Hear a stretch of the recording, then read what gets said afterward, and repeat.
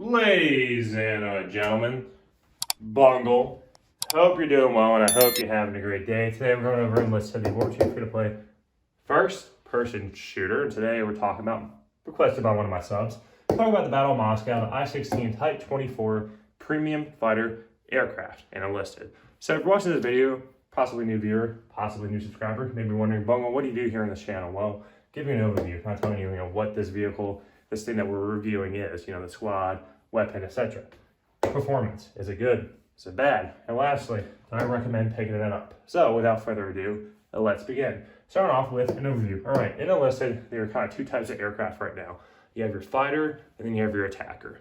Fighters, kind of like a dogfighter, what they do, air superiority. They're supposed to go and dogfight on the map to keep enemy attackers away from attacking infantry and vehicles, and to go and put pressure on enemy fighters as well, so that way the airspace is clear for your team to do close combat air support. Now, an attacker, on the other hand, it's just there to go bomb and everything like that and attack. Not really specialized for dogfighting. So this is what it is. It's a fighter. It's supposed to go and clear the airspace, make sure that, it's good to go for everyone to go and do bomb runs and protect your team. Now, for performance, what does this aircraft bring, its armament? Well, it gets 4 times 6.6. So for performance, this aircraft has 4 times 7.62 millimeter Shakas machine guns, as well as 6 times R6 82 rockets. So the machine guns are great at dealing with enemy aircraft, very good at shredding an enemy aircraft, as well as providing that air superiority that it's designed to do. And also the 6 times R82 rockets are there to give you anti-infantry support, so that way you can come in, do a close air support bomb run in addition to providing air superiority.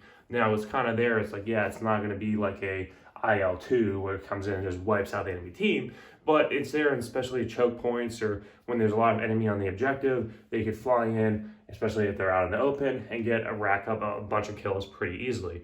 When it comes to this aircraft too, the maneuverability on it is amazing. It's very good. It's even rivals that of biplanes. So you could literally outturn a biplane, especially in a turret fight.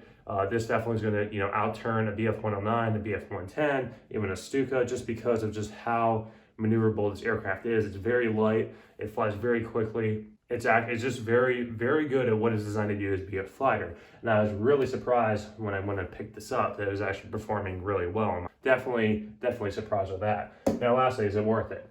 So I've kind of been a big critic on Enlisted when it comes to premium aircraft, just because in my opinion, from my experience of playing the games at different campaign levels, attackers are always going to be a better investment, and there really isn't any attacker premium aircraft in the game. And I think Enlisted did that on purpose too, because to be honest with you, attacker premium aircraft are going to be very strong. A lot of people are going to buy it, and a lot of people are going to use it to grind. And the reason why is because attacker aircraft generally, like a P-47, a IL-2, a A-20G, a Stuka, they generally, when they come into the battlefield, and there's a decent pilot behind it, right? Not a Timmy, but actually a really good pilot, they can just fly down and they can decimate an enemy team, or definitely push back in advance, or help your team press forward for an offense. So in order to kind of mitigate that, I see that they do these premium fighters, and I've been really critical on it just because the armament, my only recommendations really would be is that if you're interested in picking up a premium aircraft